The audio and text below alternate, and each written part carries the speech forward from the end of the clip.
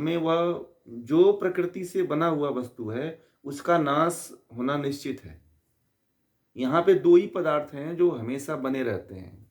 कौन? 3 पदार्थ हैं, प्रकृति, जीवात्मा और ईश्वर। अब देखिए, प्रकृति, 3 पदार्थ अनादि हैं और सदा से हैं और सदा रहेंगे। बाकी जो प्रकृति के उपादान कारण हैं, उपादान कारण प्रकृति जो सतरजतम 3 गुणों से मिलकर के बनी हुई है, ठीक है? प्रकृति मतलब अणु, मूल प्रकृति उसको कहते हैं जो अणु रूप में होती है। जो अभी बताया कि सूक्ष्म रूप में होती है, वह मूल प्रकृति है। और ये जो आपको हाथी, घोड़े, हाथ, पैर सब दिखाई दे रहे हैं, यह क्या है? यह उसके उपादान कारण है, ठीक है? सृष्टि है इसको कहते हैं। इसको सृष्टि कहते हैं प्रकृति का। तो ये जो सृष्टि है, यह विनाशशील है। इसका नाश होना निश्चित है। इसका एक दिन नाश हो जाता है। संसार में जो भी प्रकृति से बने हुए पदार्थ होते हैं, उनका नाश निश्चित होता है, ठीक है? इसीलिए तो गीता में कहा गया है, शास्त्रों में कहा गया है कि समय है, समय रहते हुए इस संसार से मुक्त हो लो। क्योंकि ये जो शरीर है ना, हमेशा नहीं रहने वाला है। कोई कहे कि इस शरीर पे बहुत ज़्यादा अहंकार नहीं करना चाहिए, शरीर पे बहुत ज़्यादा दिखावा नहीं करना चाहिए, क्योंकि ये शरीर का नाश तो फिक्स है। दुनिया में एक से एक सुंदर से सुंदर लोग हुए, महिलाएं हुए, पुरुष हुए, परंतु सबको छोड़ के जाना पड़ा। हमारे जो देवी देवता हैं वो भी शरीर धारण किए थे, परंतु उनको भी जाना पड़ा। जाना पड़ा कि नहीं जाना पड़ा? गणेश जी आए थे, भगवान शिव आए थे, ब्रह्मा जी आए थे, विष्णु जी आए थे, जितने भी देवी देवता हैं हमारे, सब आए थे, परंतु सबका शरीर खत्म हो गया कि नहीं हुआ? और ये जो हम लोगों का शरीर है, यह भी खत्म हो जाएगा, ये भी आप लोग जान लीजिए। जो इस शरीर से इतना प्रेम करते हो ना, आप लोग मरने का इमेजाइन अभी से कर लो, कल्पना अभी से कर लो आप लोग। बहुत लोग तैयार नहीं होते हैं। तैयार अपने आप को रख लो, एक मेंटली ये सेटअप बना लो, दुख नहीं होगा, ठीक है? दुख से बचना है। अगर आपका उत्सव पूर्वक होनी है, मृत्यु को भय मुक्त नहीं मृत्यु होनी चाहिए। मृत्यु यदि जिनकी भय पूर्वक हो जाती है, वो कहीं के नहीं होते हैं, वो बहुत कचरे में चले जाते हैं, ठीक है? ध्यान से सुनिएगा मेरी बात को। मृत्यु जो है भय पूर्वक नहीं होनी चाहिए।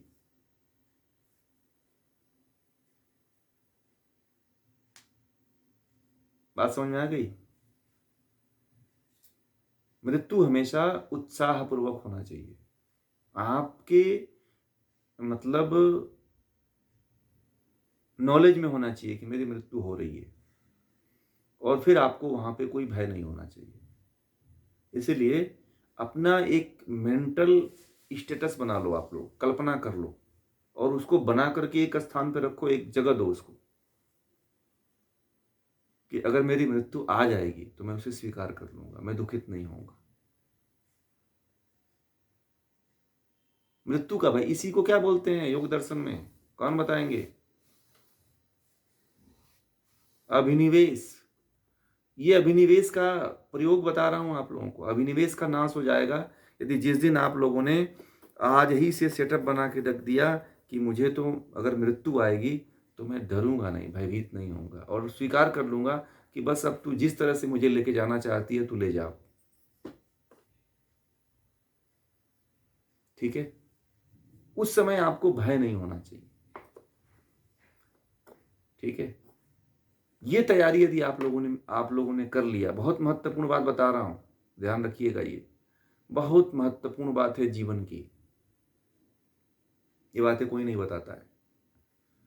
जीवन में यदि कहीं पहुंचना है, मनुष्य जन्म प्राप्त करना है, ठीक है, मच्छर, कीड़े मकोड़े आदि योनियों से बचना है, तो आज ये सेटअप बना के रखिए। मरने के बाद क्रियाकर्म मत करिए, अभी से क्रियाकर्म कर लीजिए। क्रियाकर्म का मतलब क्या? यही क्रियाकर्म जो बता रहा हूं, यह क्रियाकर्म, असली क्रियाकर्म यही है।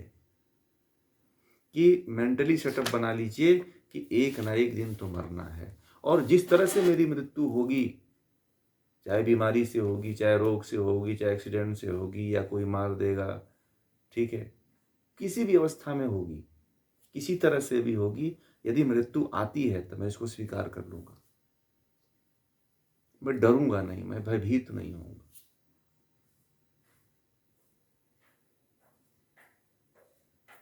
इसी को कहते हैं मृत्यु सिखाना। आओ तुम्हें मृत्यु सिखाता हूं। मरना भी लोग नहीं जानते हैं, मरो तो मरने का ढंग नहीं पता है लोगों को। आप लोग शायद अब मर लोगे सही से, ठीक है। मेरी बातों को यदि आप लोगों ने ध्यान रखा तो सही तरीके से मृत्यु हो जाएगी।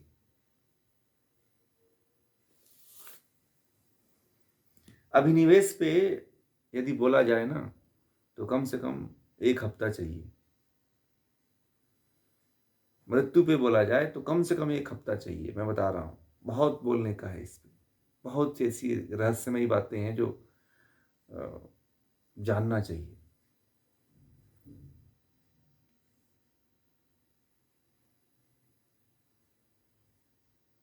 अविद्या यही है ना, आप भय बना रहता है कि मैं एक दिन मर जाऊंगा, मैं अपने बच्चों को छोड़ दूंगा, अपने पति को छोड़ दूंगा, परिवार को छोड़ दूंगा। ये तो भय है।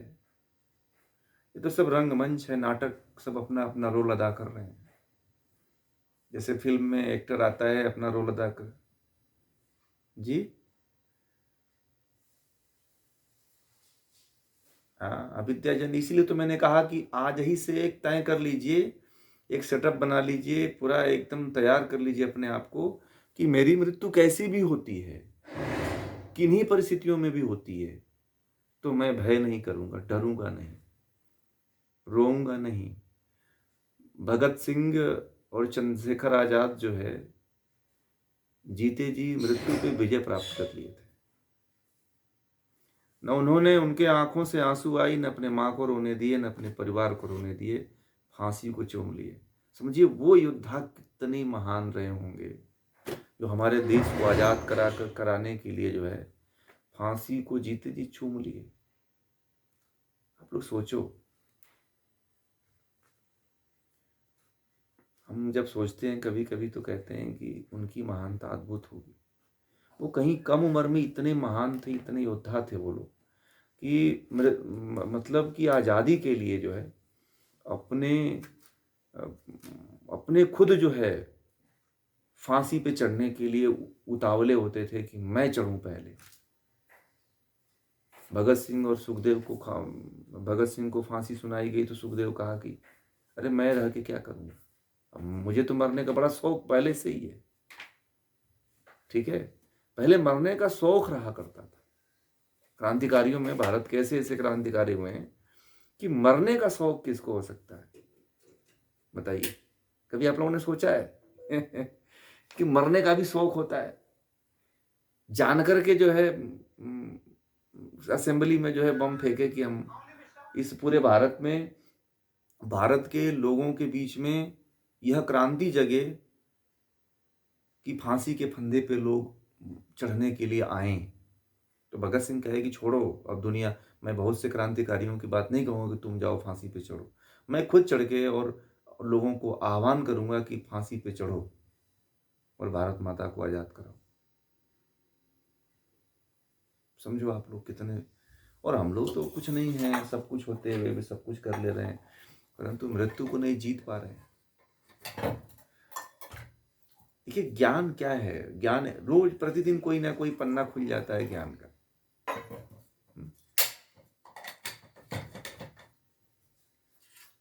ठीक है, इसलिए आज सुनीता जी, एक दिन बात हुई थी, इसको भी आप नोट कर लीजिएगा, डेली याद करिएगा आप, ठीक है।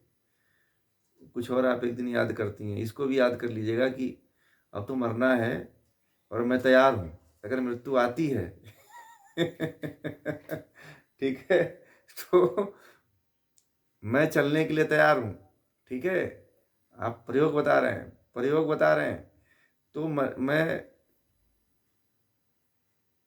हाँ, संकल्प एक लेती हैं, बता रही थी मुझे। तो एक संकल्प और जोड़ लीजिएगा कि अब मृत्यु आ जाएगी तो मैं तैयार हूँ, ठीक है?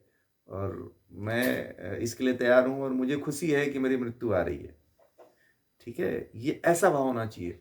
आपको अंदर से आत्मग्लानि नहीं होना चाहिए मरने के लिए। क्यों? क्यों नहीं होना चाहिए पता है? नहीं, घर वाले तो कभी नहीं कहेंगे आपको। घर वालों को तो ये ज्ञान पता ही नहीं है ना उनको। आप उनको ये बताओगे तो फिर तो वो ये बात उनको बहुत ऊपर से निकलेगी, क्योंकि इस ज्ञान को वो सुनते नहीं है, समझते नहीं है। तो उनको तो जहाँ है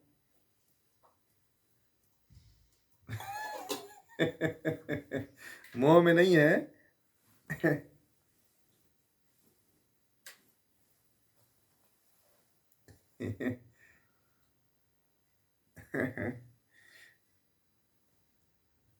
ऐसा नहीं हो सकता है कि सबको आप ले जा पाओगे, क्योंकि ये तो असंभव है। क्योंकि जो कर्म करेगा वही मुक्त होगा। इसमें से कोई भी है, अगर आप लोग ज्ञान ले रहे हो तो आप ही मुक्त होगे। इसमें आपका परिवार नहीं मुक्त होगा, ठीक है? और जो संस्कार आप बना रहे हो, वो संस्कार आपके परिवार को नहीं मिलेगा। हाँ, ये हो सकता है कि आपकी मुक्ति को देख करके वो कई जन्मों तक आपका मूर्ति बना करके, फोटो वोटो बना करके और मंदिर बना करके आपकी पूजा भले कर ले वो, ठीक है? परंतु ये है कि वो मुक्त नहीं हो पाएंगे। वो ये कहेंगे कि हमारे दादा दादी, नाना नानी, मम्मी पापा बड़े ऐसे देवता थे, हम लोग पहचान नहीं पाए, और आप खूब प्रचार प्रसार करेंगे और आपको खूब एक देवी बना कर खूब पूजा पाठ करेंगे, चढ़ावा चढ़ाएंगे, लड्डू बर्फी जो जो खाते थे आप वो खाना आपको चढ़ाएंगे पूरा। परंतु ये असंभव हो जाएगा कि वो उस पर आगे मुक्त हो पाए। ये नहीं हो पाए। जो व्यक्ति कर्म करता है, जी,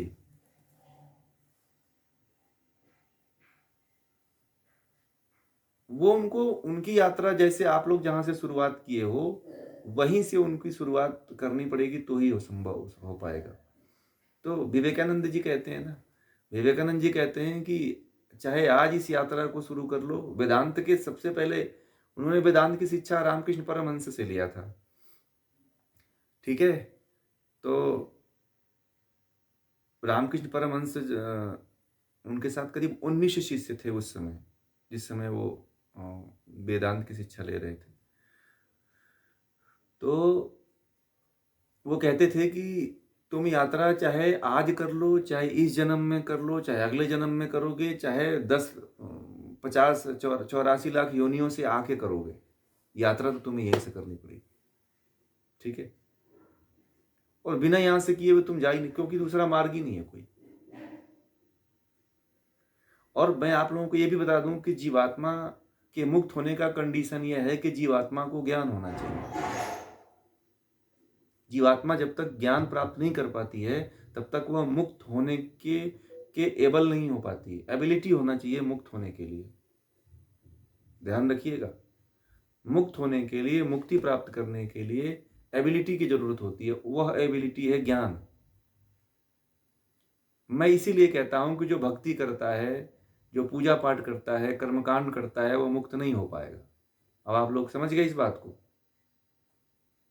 क्योंकि उसके पास ज्ञान नहीं है।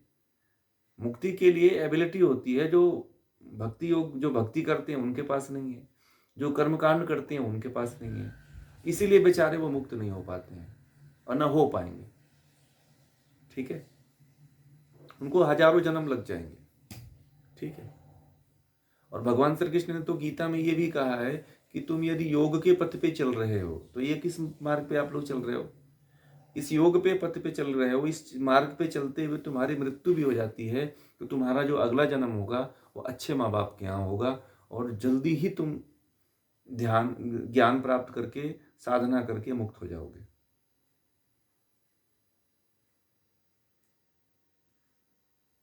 समझ रहे हैं बात को? इसलिए हाँ, बोलिए बोलिए।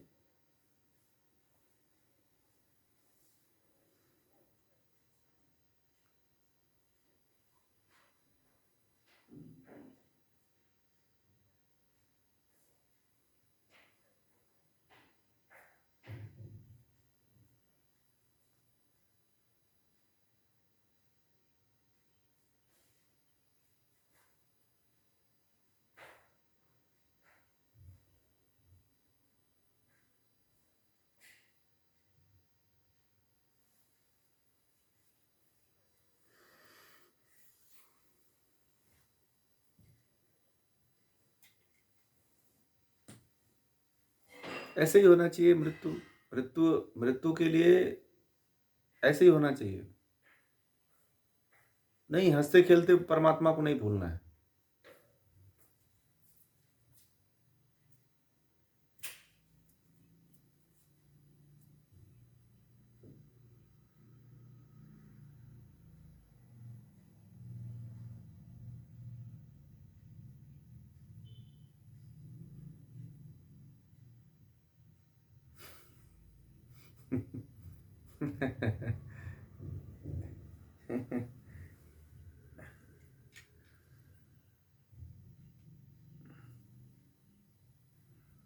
हाँ, ये तो बोलना ही है, ये तो बोलना ही। आप सभी लोगों को, देखिए, आप सभी लोगों को मन में ये बार बार दोहराना है कि हमें मुक्त होना है। आपको अपने आप से मैसेज, जैसे मोबाइल से मैसेज डालते हो ना, वैसे ही आपको डेली एक दिन मैसेज ये डालना है अपने भीतर कि मुझे मुक्त होना है।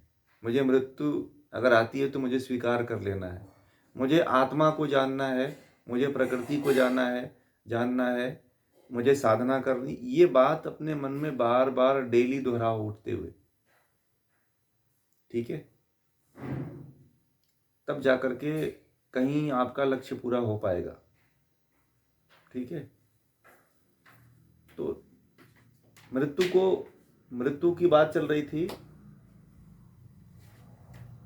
नहीं, डर क्यों है भाई? क्यों डर है? आपकी इच्छा नहीं पूरी हुई इसलिए डर है ना। आपकी इच्छा नहीं पूरी हुई इसलिए डर है।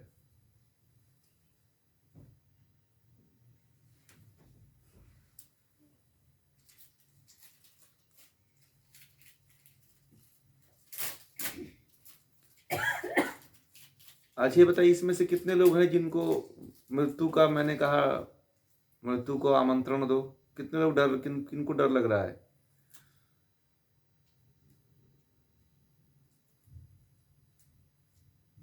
आप अपने बच्चों को छोड़ के मर जाओगे? पूजा जी, अपने बच्चों को मरना चाहते हो छोड़ के?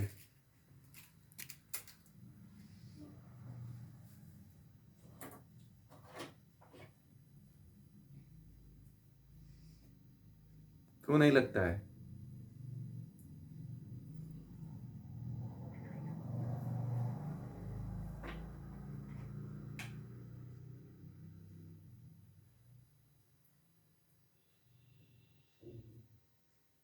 हम्म। तो तैयारी करिए अब तो।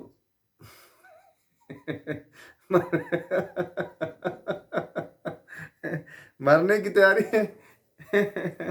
मरने की तैयारी नहीं है। तैयारी ये करिए, सुनिए।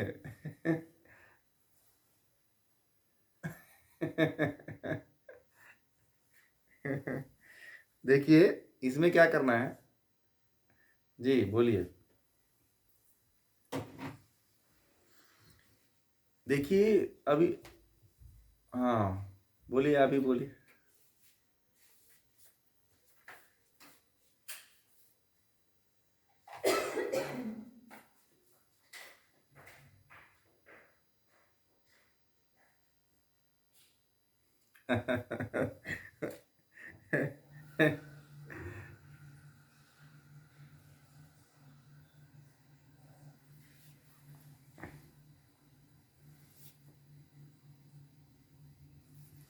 देखिए, अब हम बात कर रहे थे मृत्यु पे, चलते हैं अपने मुख्य विषय पे। देखिए, हम बात कर रहे थे अभी, ये जो हमारा सूत्र आया, अभी समय हो गया है तो इसलिए थोड़ा हम इस पे चर्चा कर लेते हैं। सूत्र को लेंगे तो थोड़ा सा वो गहरा पड़ेगा। तो मृत्यु जो है, अगर जिस दिन आपने मन में ठान लिया कि अगर मृत्यु आती है तो हम उसको स्वीकार कर लेंगे, तो एक वृत्ति को आपने नष्ट कर लिया। ये बहुत बड़ी वृत्ति है। महर्षि पतंजलि कहते हैं कि ये बहुत बड़ी वृत्ति है, ठीक है? व्यक्ति जिंदा रह करके भी कुछ नहीं कर पाता है, ठीक है? अगर आप मान लीजिए जिंदा भी हो तो अगर भय आता रहे तो उस जीने का मतलब क्या? भय में होकर के जीना जीना नहीं होता है, वो तो काटना हो उसको कहते हैं। जीवन को काटना कहते हैं उसको, ठीक है? जीवन का मतलब, जीवन में देखिए, एक उदाहरण बताऊं आपको। जैसे एक बार जो है,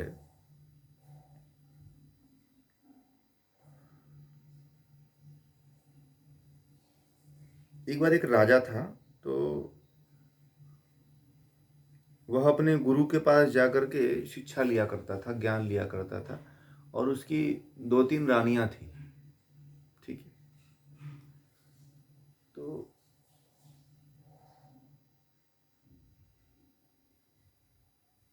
और राजा जो है फिर जंगल में अकेले शिकार के लिए भी जाया करता था। तो रानियां उसको कहा करती थी कि आप इतने अकेले जंगल में शिकार खेलने के लिए मत जाया करो।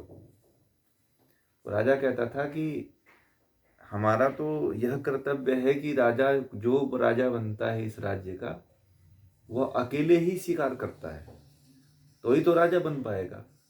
मैं अगर सेना के साथ शिकार करूंगा तो मेरी बहादुरी का पता कैसे चलेगा, और प्रजा कैसे इसको स्वीकार करेगी कि मैं एक योद्धा राजा हूं। तो रानियों ने कहा कि अगर आपकी मृत्यु हो जाती है, शेर जंगल, हाथी भालू जंगल आदि में होते हैं, अगर वह आपको क्षति पहुंचा दिए तो फिर हमारा क्या होगा? हम कहाँ जाएंगे, क्या करेंगे, हमारा अस्तित्व क्या होगा? और लगभग सारी सारी स्त्रियां यही कहती हैं अपने पति के सामने, जो उस समय रानी ने कहा। तो राजा ने एक बात कहा कि तुम्हारा अस्तित्व तो मिटने वाला है ही नहीं, तुम तो सदा से और सदा रहोगी। ठीक है, परंतु मुझे तो मरने से डर नहीं लगता है। अगर मैं मर जाऊंगा, मैं तो तैयारी कर लिया हूं। वो राजा कहा अपनी रानी से कि मैं तो जब निकलता हूं तो सर पे एक कफन बांध के निकलता हूं। ठीक है, ये अगर मृत्यु हो गई तो कफन सर पे बधाई है और मैं मर जाऊंगा। ठीक है, सर पे कफन बांधने का मतलब क्या, कि अगर मृत्यु आ गई तो मैं उसको स्वीकार कर लूंगा। ठीक है। तो राजा जब इतनी बात कहा तो रानी ने पूछा, तो आपने तो हमारे साथ फिर हमसे विवाह क्यों किया, हमसे शादी क्यों किया जब मरना ही था? तो हमसे शादी नहीं करते, हमारी जिंदगी नहीं बर्बाद करते? अब है कि नहीं? तो जब इस तरह की बात वह राजा ने कहा, और तो रानी ने कहा, तो राजा ने कहा कि देखो, ये जो हम काम कर रहे हैं, जो जिस तरह जिस उद्देश्य के लिए बोला, उस उद्देश्य को अभी आप नहीं समझ पाए।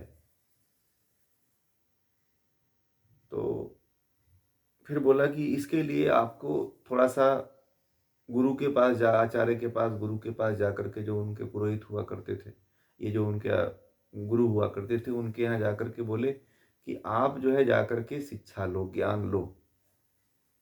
ठीक है। जब वह गुरु के पास, उनकी रानियां गईं, शिक्षा लेना शुरू कर दिया। ठीक है। जब शिक्षा लेना शुरू कर दिया तो पता चला राजा तो बहुत ऊंचाइयों पे पहुंच चुका है। राजा को तो जो आसक्ति है, जो लगाव है, जो इस तरह की जो वृत्तियां हैं, उन वृत्तियों से बहुत ऊपर उठ चुका था। तब जाकर के रानियों को ये चीज आभास हुआ। ठीक है। तो रानियां जो है, जब इनको आभास हुआ तो रानियां जाकर के उनके चरणों में गिर पड़ी, कहे कि आप तो वास्तव में बहुत बड़े योद्धा हो। आप तो शारीरिक बल से तो योद्धा थे ही, ज्ञान से भी एक बहुत बड़े योद्धा हो। क्योंकि जिस ज्ञान को लेने में हमें इतना दिन लग गया, इतना समय लग गया, उस ज्ञान को तो आप कितने समय पहले से लेकर के चल रहे हो, जी रहे थे। और हमें एक बात बोले थे कि हम अपने मौत को अपने सर पे बांध के लेके चलते हैं, कफन बांध के लेके चलते हैं। तो ये राजाओं को पहले ये मृत्यु का भय हटाया जाता था, सिखाया जाता था। पहले ही जितने राजा बनते थे पहले हमारे देश में, उन सभी को मृत्यु का भय हटाया जाता था। क्योंकि पहले राजा भी योगी ही हुआ करते थे। पहले राजा किसी ऐसे वैसे व्यक्ति को नहीं बनाया जाता था। पहले राजा को योगी होना पड़ता था, योगी बनना। जैसे भगवान राम भी एक योगी थे। ठीक। कृष्ण भी एक योगी थे, तो पहले योगी जब व्यक्ति बनता था तब जाकर के वह राजा के योग्य हुआ करता था। राजा के अंदर जो है काम, क्रोध, लोभ, मोह, ईर्ष्या, मद, मात्सर्य ये सब नहीं हुआ करता था। ठीक है। मृत्यु का भय सबको होता है, ये ध्यान रखना। एक पौधों में होता है, छोटे छोटे जीव जंतुओं में होता है, हाथी, घोड़े, भालू, जितने भी प्राणी हैं, इनका जीवन का अस्तित्व बहुत कम है। इनके रहने से कोई बहुत ज्यादा लाभ हानि नहीं होने वाली है, परंतु इनको भी भय भय लगता है। एक मच्छर है, उसकी आयु 2-4 दिन होती है, वो भी अपनी मृत्यु अपने आप को बचाता है। जब किसी को काटना होता है, काट करके तो खूब उड़ता है कि नहीं उड़ता है, हाथ में नहीं आता है, लोग मारते रहते आ जाते हैं, ताली पीटते रह जाते हैं, कुछ मच्छर मरता ही नहीं है। वो भी अपने आप को बचा लेता है। समझो आप लोग, हर जीव अपने आप को बचाने की फिराक में है, जिस अवस्था में। क्यों? क्योंकि वो अज्ञान की अवस्था में है। तो मृत्यु का भय तो सबको है, चाहे किसी भी योनि में चले जाओ, मृत्यु का भय रहेगा। और महर्षि पतंजलि ने एक बात कहा था कि जो व्यक्ति मृत्यु के भय को हटा देता है, वो अभिनिवेश वृत्ति को जीत लेता है। उसके अंदर से अभिनिवेश नामक जो वृत्ति है वो खत्म हो जाती है। मृत्यु का भय, मृत्यु का भय जो है सबसे खतरनाक भय है दुनिया का। ठीक है। इसीलिए मैंने कहा कि आज के बाद आप लोग तैयार रहिएगा, और जब मृत्यु आए तो कहिएगा कि बस अब ले चलो, बस मेरा इतना ही तक था तो ले ही चलो, मैं स्वीकार करता हूँ। चाहे बीमारी से मृत्यु हो, चाहे, ठीक है। अभी कोरोना के काल में एक व्यक्ति हैं, कोरोना के काल में एक व्यक्ति थे, उनको कोरोना हुआ, मैं जानता हूँ उनको। तो उन्होंने क्या किया कि उनके पास संपत्ति जितनी थी, तो उन्होंने अपने पीए को बुला करके, पर्सनल जो, उसको बुला करके, और सारी संपत्ति का ब्यौरा, बैंक डिटेल, जितने भी कागजात थे, जितने भी जमीन थे, सारा सब कुछ जो है हॉस्पिटल में भर्ती होने से पहले सब कुछ बता करके, सब कुछ दे करके गए। कहे कि अब तो चलो बचना मुश्किल है, क्योंकि डॉक्टर ने कह दिया था कि 80% लंग्स बचा हुआ है और कुछ दिनों का मेहमान है और मर जाएंगे। ठीक है। और उस व्यक्ति को पता चल गया था कोरोना काल में, और उस व्यक्ति ने अपनी सारी संपत्ति को अपने बच्चों को, अपने परिवार वालों को देने के लिए बंटवारा करके, और सबको बता करके कि ये यहाँ देना है, ये ऐसे देना है, वैसे देना है, दान देना कितना है, कहाँ दान देना है, कैसे क्या करना है, किस जगह देना है, किसको देना है, ये सब बताए, सबको बुलाए, सबको अपना चेक दे दिए। संस्थाएं भी, कई संस्थाओं को दान देते दिए थे वो। तो इस तरह से वो सब कुछ करने के बाद और हॉस्पिटल चले गए। ठीक है। मृत्यु के लिए तैयार होके गए थे कि अब तो मैं मरना ही मुझे। और वो कहते हैं कि मैं अपने आप को ये मान चुका था कि मैं अब लौट के नहीं आऊंगा, मैं मर जाऊंगा। ठीक है। समझ रहे हैं? परंतु उन्होंने जो है, मैंने उनको कहा था कि ऐसा है कि थोड़ा सा आप इतना डरिए मत, आप मरोगे नहीं। ठीक है। आप जिंदा होकर के आओगे। बोले कि नहीं, अब तो यार ये बचने वाले नहीं, हम तो मर ही जाएंगे। और डॉक्टर ने भी कह दिया कि 70-80%। मैंने कहा कि भर्ती ही मत हो। बोले कि नहीं, घर वाले नहीं मान रहे। मैंने कहा कि मत जाओ, कुछ नहीं होगा, मैं आपको बचा लूंगा। बोले कि नहीं नहीं, घर वाले मानते ही नहीं। ठीक है। तो उन्होंने क्या किया कि चले गए। तो मैंने कहा कि देखो, आप आओगे लौट करके, फिर आओगे देखना, अभी इनको मत कुछ, अभी साइन करो, कुछ मत दो अभी आप। ठीक है। अभी जो आपका जो सबसे प्रशंसनीय व्यक्ति है उसको सब कुछ बता दो, बाकी अभी किसी को कुछ दो मत, जितना आपके पास है, जितना, लड़कों को भी मत दो, अभी कुछ मत दो। तो ऐसा किए वो। और मैंने कहा कि, तो मैंने उनको कुछ, उस समय योग दर्शन हम पढ़ा रहे थे, तो मैंने कहा कि आप ये कुछ वीडियो है उसको सुनिएगा, उसमें जा करके कोरोना में लेटना ही होता था बेड पे लेट करके।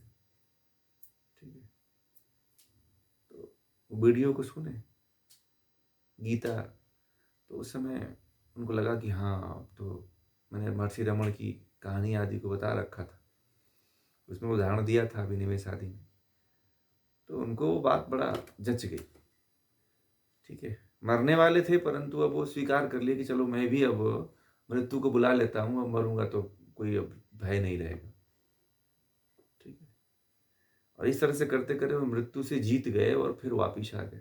बोले कि सही आप कहते कि आप लौट आओगे, ना कि मैं बोल तो रहा हूँ आपको, ये केवल मानसिक होती है मृत्यु।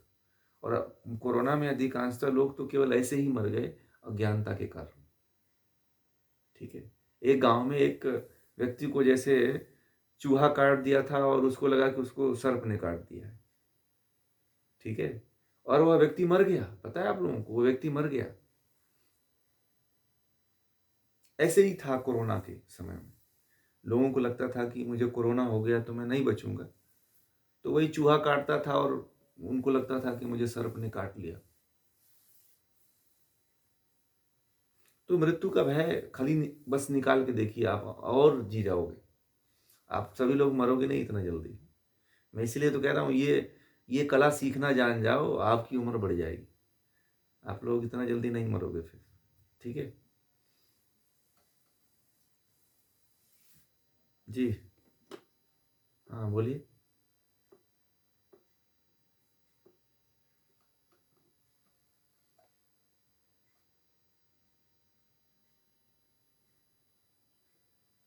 मृत्यु का मतलब यह है कि मृत्यु का मतलब कि मर जाना, मतलब डेथ हो जाना आपकी।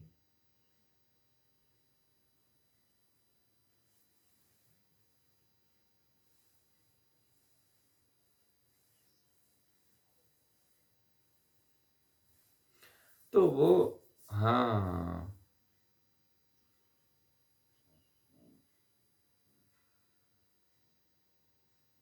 नहीं ठीक है, बोलिए बोलिए, हम जो बोलेंगे समझ जाएंगे आपकी भावनाओं को।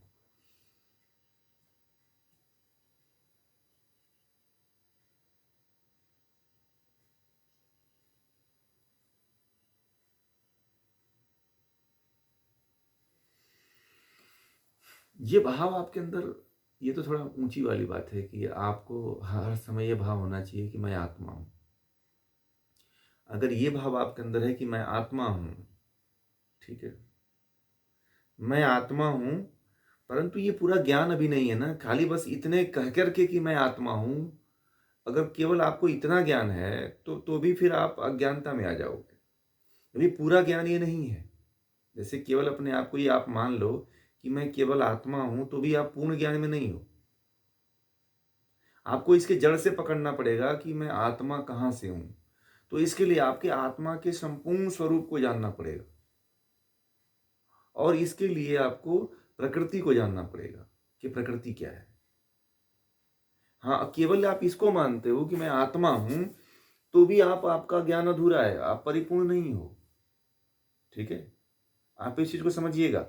फिर क्या होगा कि वृत्ति आपके ऊपर फिर हावी हो जाएगी। बात समझ में आ गई? केवल कुछ बिंदुओं को लेकर के आपको जब तक पूरा ज्ञान नहीं होता है, जैसे कुछ लोग बोलते हैं ना कि सत्य का पालन करो, तो सत्य को, मैंने अभी BR हिल्स में करवाया था प्रयोग ना, तो कितने लोग सत्य को समझ पाते हैं?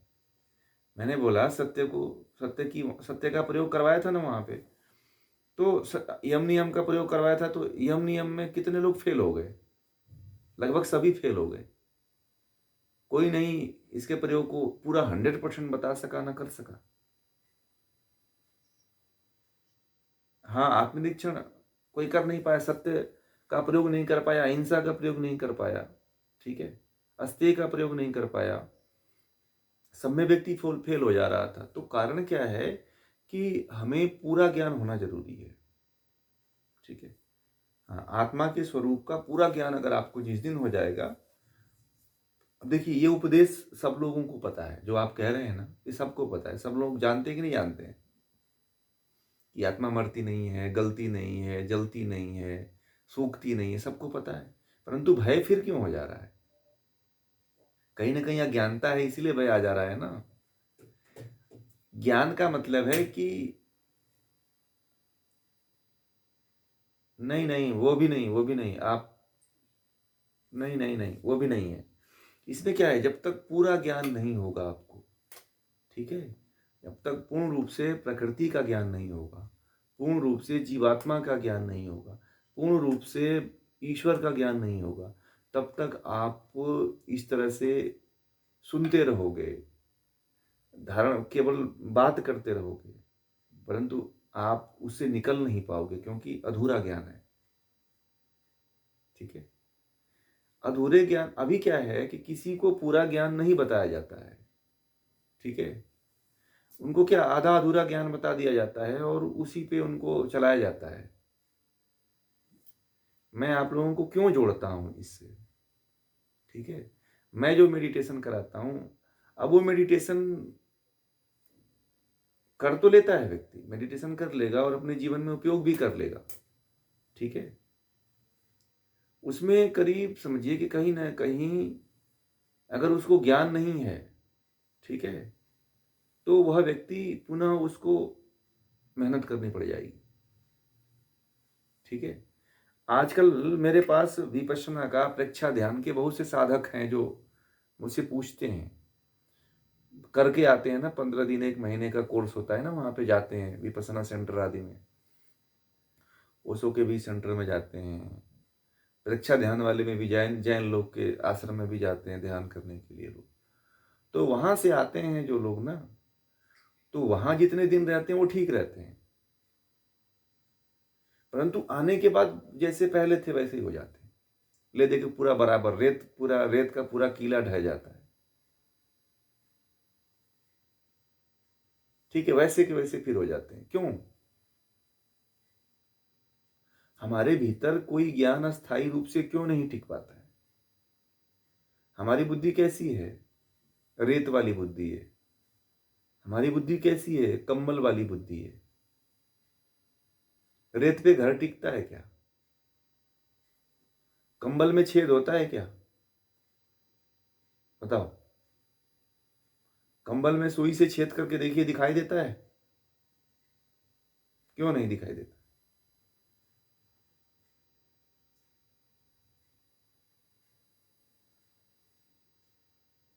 तो मोटा दीवाल है, दीवाल में छेद करके देखो, दिखाई देगा।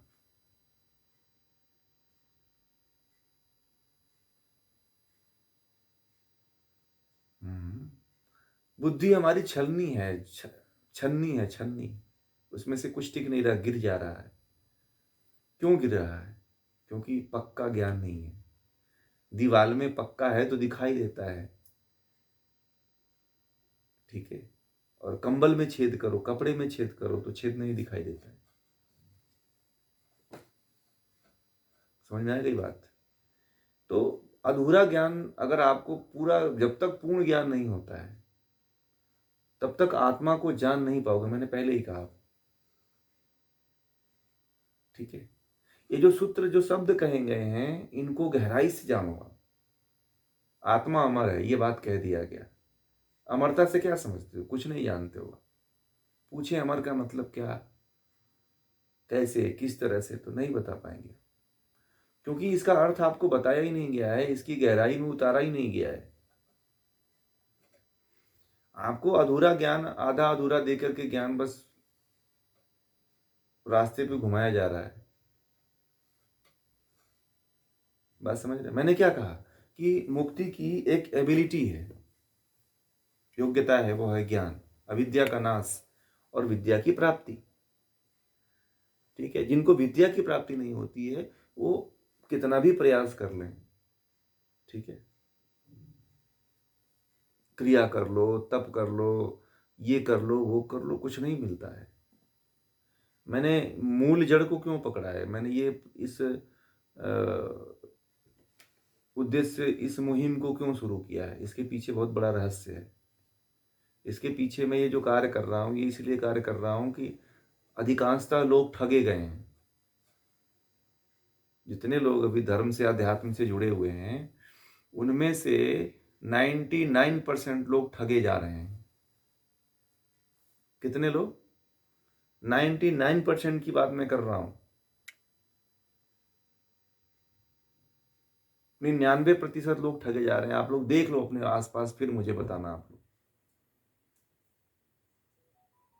और यही नहीं, इसमें केवल आप लोग ही नहीं शामिल हो, बड़े-बड़े जो विद्वान हैं, बड़े-बड़े पढ़े-लिखे लोग हैं, वो भी शामिल हैं। क्यों? है कि नहीं?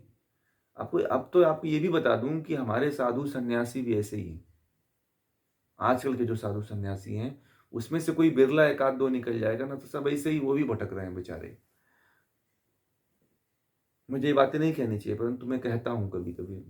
बड़ा पीड़ा होती है अंदर से, इसलिए बोल देता हूँ कभी-कभी। समझ रहे हैं? वो भी पता नहीं, उनको लोग बड़े सम्मान की दृष्टि से देखते हैं, परंतु वो भी बड़े उलझे हुए हैं, बड़े, उनका भी अता-पता नहीं है कहाँ कहाँ जा रहे हैं वो भी। बस सम्मान मिल रहा है, मान मिल रहा है, इज़्ज़त मिल रही है, बस उसी में खोए हुए हैं वो।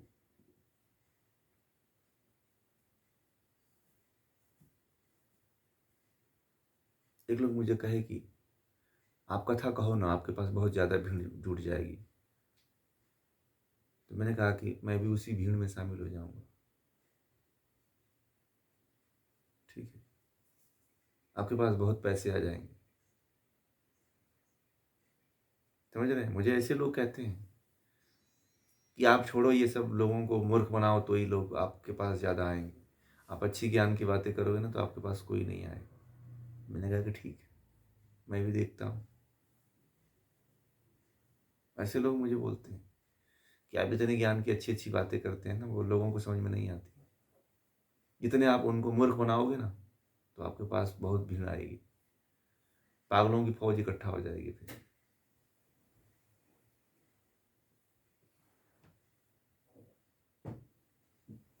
आज चले जाओ, मैं एक गाँव में गया था, उस गाँव में सभी लोग किसी बाबा से जुड़े हुए हैं। कोई कथा कहते हैं, उनसे जुड़े हुए हैं। तो मुझे अपनी बातें कुछ समय के लिए रखनी थी वहाँ पे। तो जब मैंने ऐसी बातें कही, तो कुछ लोग उसमें से कहे कि हमारे गुरुजी तो ऐसी बात करते ही नहीं है। तो मैंने कहा कि अब मैं क्या कहूँ, अब नहीं कहते हैं। तो जैसे कहते थे ना कि पूजा जी कहती है ना कि ये सही नहीं है, कि इनका करना चाहिए कि नहीं करना चाहिए। तो मैंने कहा कि ये आपकी बात है। आपको गुरुजी के पास जाना है, नहीं जाना है, ये मुझसे मत पूछो। ठीक है?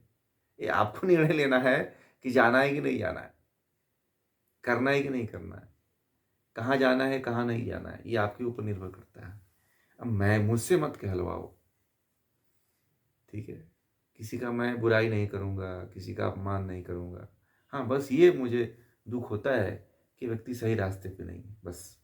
इसका तो मुझे हमेशा कष्ट रहता है, अंदर-अंदर एक पीड़ा रहती है कि उनके साथ करोड़ों की संख्या में, लाखों की संख्या में जो लोग रहते हैं, जो भीड़ रहती है, उनका क्या होगा? मुझे उनकी भी बड़ी चिंता कभी-कभी होती है कि उनका क्या होगा, जो